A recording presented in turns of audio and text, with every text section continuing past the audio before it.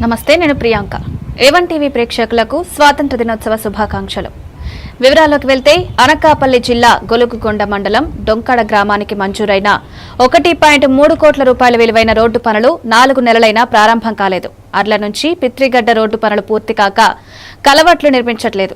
గర్భిణీలు మార్గమధ్యంలో ప్రసవిస్తున్న దుర్ఘటనలు జరుగుతున్నాయి. ఫారెస్ట్ అనుమతులున్నా పనులు సాగట్లేదు.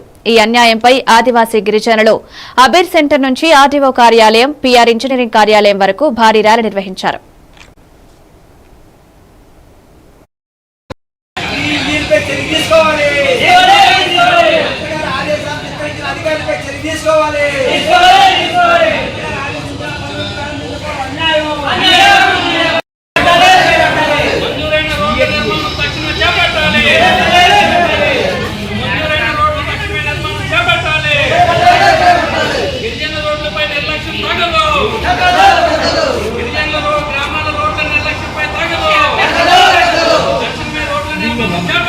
Yeah.